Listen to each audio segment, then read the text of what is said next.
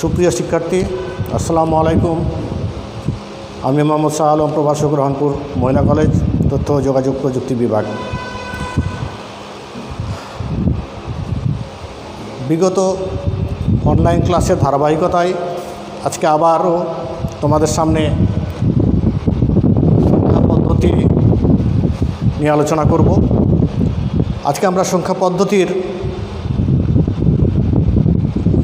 যে বিষয়টি আলোচনা করব সেটা হচ্ছে সংখ্যা পদ্ধতির রূপান্তর।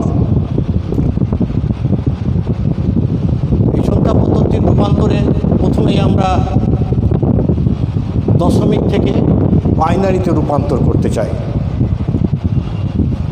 দশমিক থেকে বাইনারিতে রূপান্তর করতে হলে আগে আমার কতগুলো বিষয় সম্পর্কে আরও ক্লিয়ার থাকা প্রয়োজন।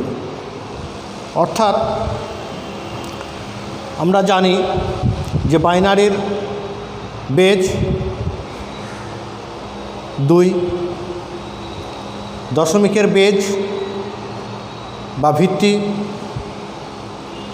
10, অনুরূপভাবে অক্টালের বেজ বা ভিত্তি 8 আর হেক্সাডেসিমালের 16। এই ক্লাসগুলো আমি পূর্বের ক্লাসে নিয়ে আলোচনা করেছি। তো আমরা আজকের যে টপিকসটি নিয়ে আলোচনা করব সেটি হচ্ছে দশমিক থেকে বাইনারিতে রূপান্তর। তাহলে আমরা যে আমাদের এরকম প্রশ্ন থাকতে পারে,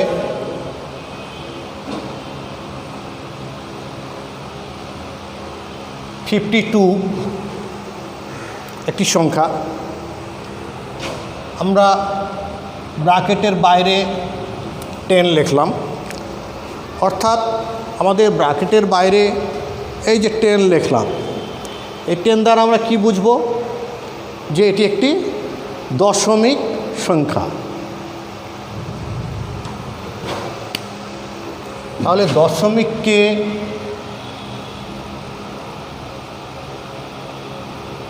বাইনারিতে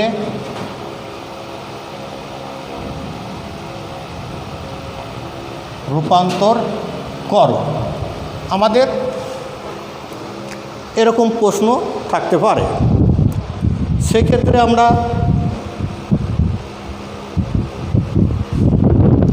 এই 52 অর্থাৎ 52 সংখ্যাটিকে বাইনারিতে রূপান্তর করতে হলে আমরা জানি যে 52 সংখ্যাটি হচ্ছে একটি পূর্ণ সংখ্যা। আর অর্থাৎ আমরা একটি সংখ্যা যদি লিখি যে 52.34, অর্থাৎ এটি হচ্ছে পূর্ণ সংখ্যা। দশমিকের পরে যে অংশটি সেটাকে আমরা বলবো কি? ভগ্নাংশ। তাহলে আমরা যখন কোনো দশমিক সংখ্যাকে বাইনারিতে রূপান্তর করতে যাব, সেটি আগে আমাদের দেখতে হবে যে সংখ্যাটি পূর্ণ সংখ্যা কিনা। যদি সংখ্যাটি পূর্ণ সংখ্যা হয় তাহলে সেটিকে এই 52কে আমরা বাইনারিতে রূপান্তর করতে হলে বাইনারির বেস 2 দিয়ে ভাগ করতে হবে। তাহলে আমরা আসি যে 52 আর আমরা এখানে লিখলাম ভাগ শেষ। এখন এই 52কে আমরা ভাগ দিব কত দিয়ে? যেহেতু বাইনারিতে রূপান্তর করছি তাই বাইনারির বেজ কত? বাইনারির বেজ হচ্ছে 2। তাহলে আমরা 2 দিয়ে ভাগ দেব। তাহলে আমরা এখানে একটু রাফ করি। 52কে আমরা 2 দিয়ে ভাগ দিব। আমরা জানি যে 26 দুগুণে 52।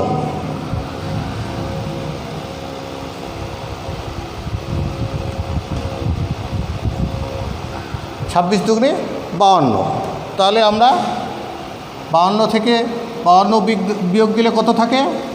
0। তাহলে 26টা হলো আমাদের কি? ভাগফল। অর্থাৎ আমরা 52 এর নিচে 26 লিখে দেব। আর ভাগশেষ কত? 0। তাহলে ভাগশেষের নিচে আমরা 0 লিখব। এইভাবে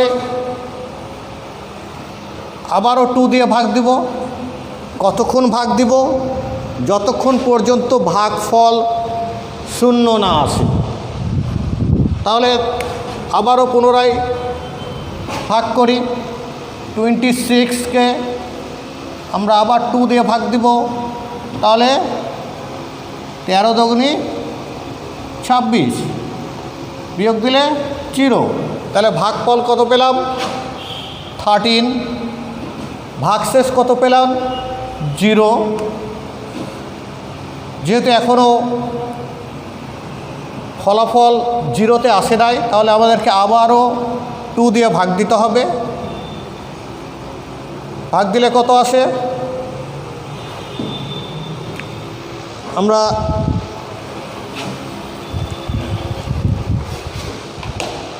13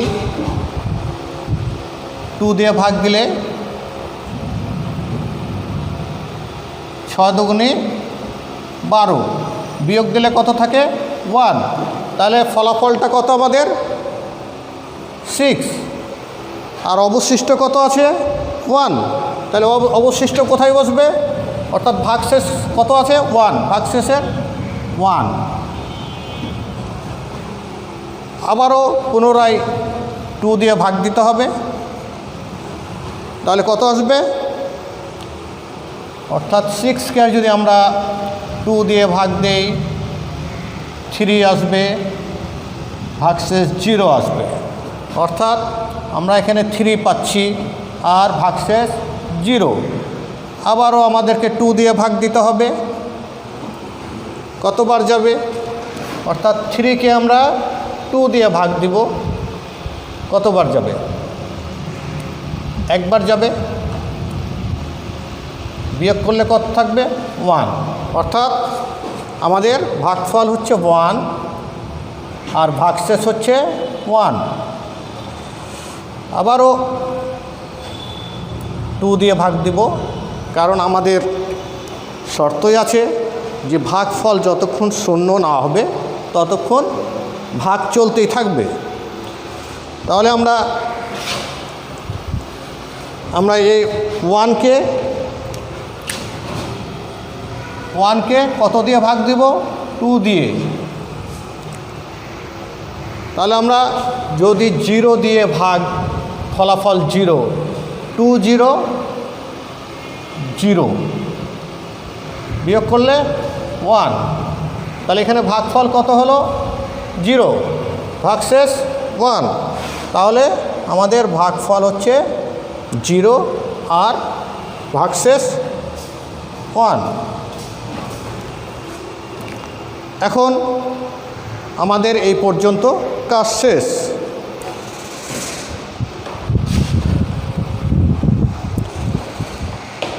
আমরা যে ভাগশেষগুলো পেলাম, সেই ভাগশেষে আমাদের সর্বশেষ যে ফলাফল অবশিষ্ট সংখ্যাটি আছে সেটিকে আমরা বলি MSB। MSB মানে মোস্ট সিগনিফিক্যান্ট বিট, যার বাংলা হচ্ছে সর্বোচ্চ গুরুত্বের অঙ্ক। আর এটা হচ্ছে লিস্ট সিগনিফিক্যান্ট বিট, যার বাংলা হচ্ছে সর্বনিম্ন গুরুত্বের অঙ্ক। তাহলে আমরা এর ফলাফল যদি লিখতে চাই তাহলে আমরা এখানে লিখব যে অতএব 52 10 সমান সর্বোচ্চ গুরুত্বের অঙ্ক কোথায় বসবে? সর্বপ্রথমে। তাহলে 1, তারপরে 1, তারপরে 0, তারপরে 1, তারপরে 0, তারপরে 0 এবং আমরা এই দশমিক সংখ্যাটিকে বাইনারিতে রূপান্তর করলাম। দশমিক 52 এর বাইনারি মান হচ্ছে 110100। এটি যে বাইনারি এটা বোঝানোর জন্য আমরা এখানে ব্র্যাকেটের বাইরে নিচের দিকে আমরা 2 লিখে দেব, কারণ এটি দ্বারাই বোঝা যায় যে এই সংখ্যাটি দশমিক আর এই সংখ্যাটি হচ্ছে বাইনারি।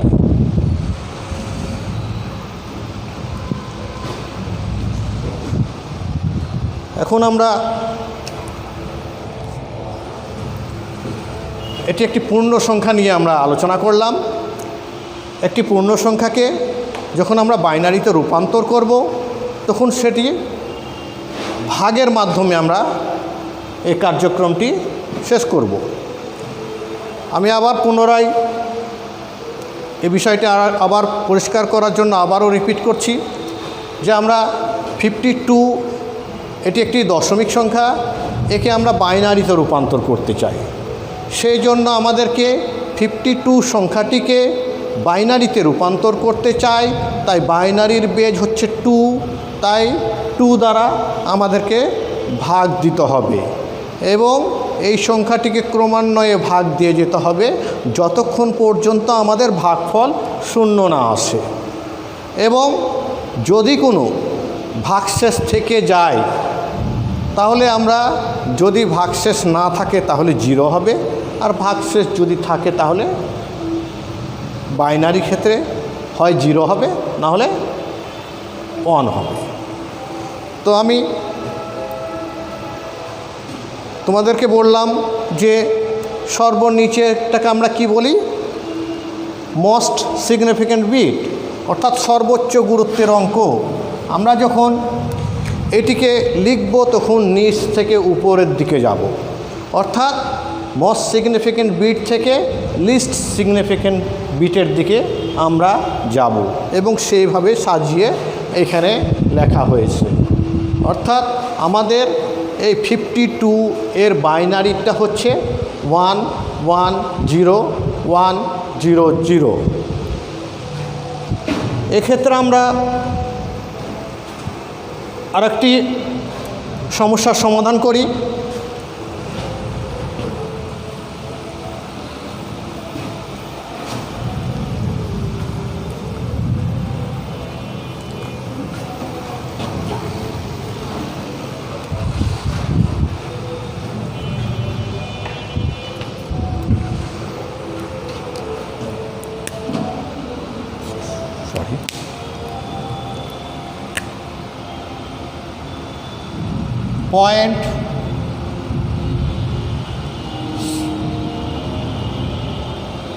.5 0.35। তাহলে আমরা যদি এই র্যাডিক্স পয়েন্ট থাকে, অর্থাৎ আমরা এটাকে বলি দশমিক, এই র্যাডিক্স পয়েন্ট থাকলে সেটিকে আমরা বুঝবো যে এই সংখ্যাটি হচ্ছে ভগ্নাংশ সংখ্যা। তাহলে ভগ্নাংশ সংখ্যা যদি থাকে তাহলে সেই ক্ষেত্রে আমরা পূর্বের মতো ভাগ করে হিসেব করতে পারবো না। সেই ক্ষেত্রে আমাদেরকে গুণ করে এর ফলাফল তৈরি করতে হবে। তাহলে আমরা এখানে কত আছে? 0.35। তাহলে আমরা লিখি 0.35।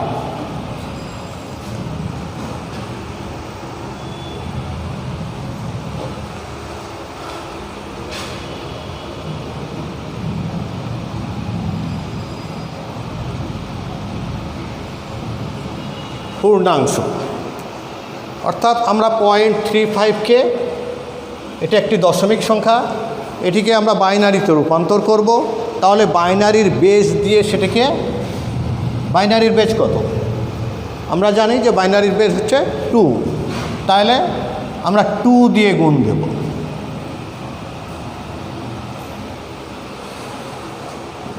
তাহলে আমরা এক্ষেত্রে আমাদেরকে ক্যালকুলেটর ইউজ করতে হতে পারে। তো আমরা যদি 0.35কে যদি 2 দিয়ে গুণ দেই তাহলে কত আসবে?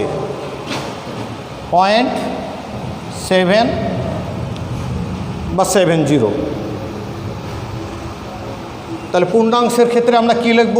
যেহেতু এটা পূর্ণাংশ নয় তাই আমরা 0 লিখে রাখব। আবার এই সংখ্যাটিকে আবারও বাইনারির বেজ অর্থাৎ 0-2 দিয়ে গুণ দিতে হবে। কতক্ষণ গুণ দিতে হবে? যতক্ষণ পর্যন্ত সংখ্যাটি পূর্ণ সংখ্যা না হয়। কিন্তু আরেকটি কথা আছে যে আমরা এমনও কিছু সংখ্যা আমাদেরকে বাইনারিতে রূপান্তর করতে হয় যেগুলোকে দীর্ঘ সময় গুণ দিয়েও সেটিকে পূর্ণ সংখ্যায় পরিণত করা যায় না। সেক্ষেত্রে আমরা খেয়াল রাখব যে 3 বার বা 4 বার গুণ দেওয়ার পরে সেক্ষেত্রে আমরা সে কাজটা অসমাপ্ত রেখে দেব। তাহলে আবার পুনরায় 2 দিয়ে গুণ দেই, কত আসবে? 0.7কে আমরা ক্যালকুলেটর ইউজ করলে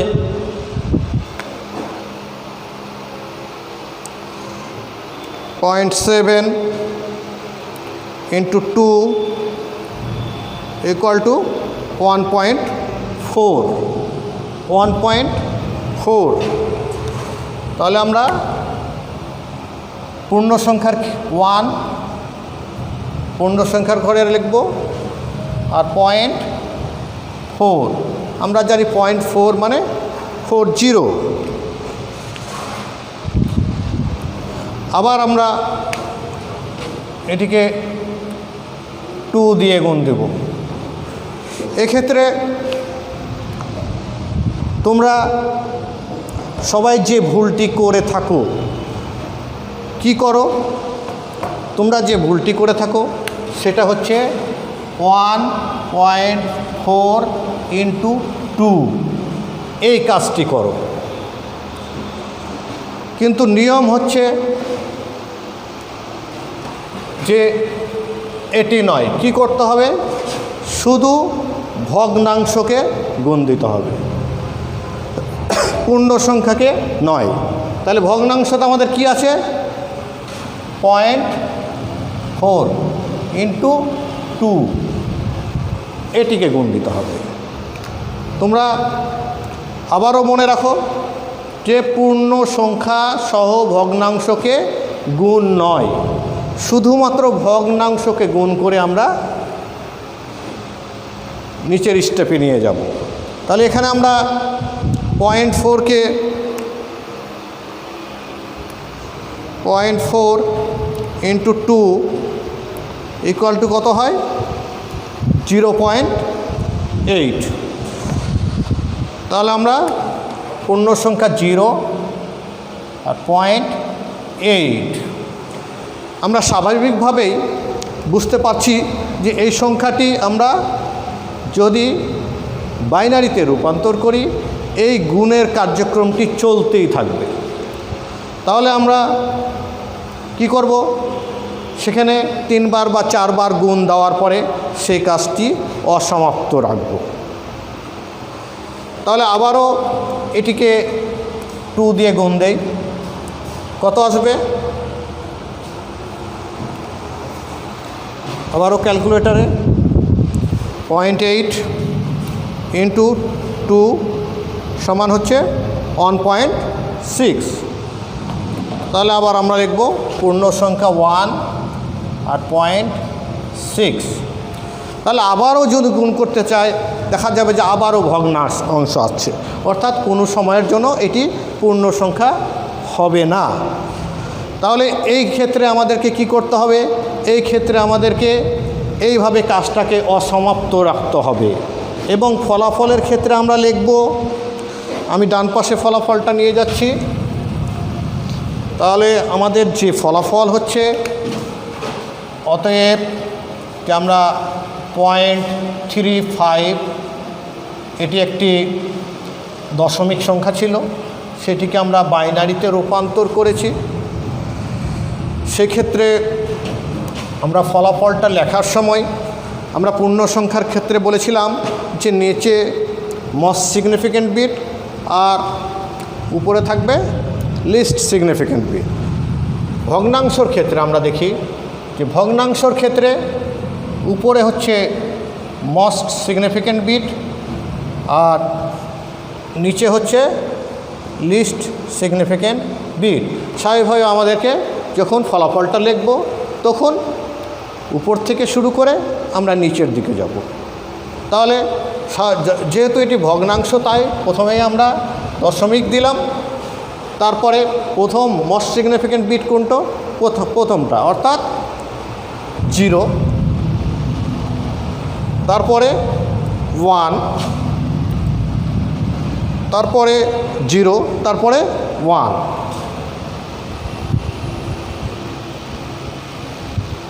এবং ব্র্যাকেটের বাইরে 2। তাহলে এটি আমাদের উত্তর হয়ে গেল। কি পেলাম আমরা? ভগ্নাংশ সংখ্যা অর্থাৎ 0.35, এটিকে আমরা কি করলাম?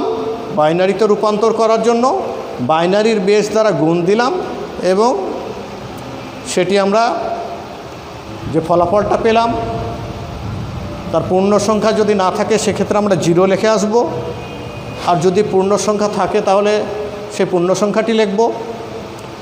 আমি এর আগেও বললাম যে আমাদের যদি গুণ করে পূর্ণ সংখ্যা আমরা পেয়ে যাই তাহলে সেক্ষেত্রে আমরা সেই পর্যন্ত গুণ চলতেই থাকবে।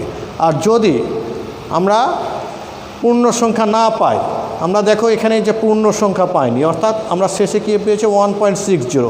1.60কে আবার যদি 2 দিয়ে গুণ দিই তাহলে কত হবে? আবার 1.8 পাবো, 1.2 পাওয়া যাবে। তাহলে এভাবে চলতেই থাকবে। সেই ক্ষেত্রে আমরা কার্যক্রমটা এখানেই অফ করে দিব। কিন্তু আমাদের এখানে যে কাজটি করতে হবে, যেহেতু এটি আমরা শেষ করতে পারিনি, তাই আমরা শেষের দিকে dot dot dot dot use করব। ঠিক আছে, তারপরে 2 দেব। তাহলে আজকে এ পর্যন্তই আমাদের ক্লাস। অত্যন্ত বোঝার বিষয় আছে। আমরা সংখ্যা পদ্ধতিতে এই বিষয়গুলো আমাদেরকে অনেক গুরুত্ব সহকারে দেখতে হবে। যে আমরা আজকে যে বিষয়টি নিয়ে আলোচনা করলাম সেটা হচ্ছে দশমিক থেকে বাইনারিতে রূপান্তর। পরবর্তীতে আমরা যে বিষয়টি নিয়ে আলোচনা করব সেটি হচ্ছে দশমিক থেকে অক্টালে রূপান্তর। তার পরবর্তীতে আমরা দশমিক থেকে হেক্সাডেসিমেলে রূপান্তর। তো আমরা মনে রাখব যে আমরা যদি দশমিক থেকে বাইনারিতে রূপান্তর যে নিয়মটা অনুসরণ করে করলাম, বাকি কাজগুলো কিন্তু একই রকম থাকবে।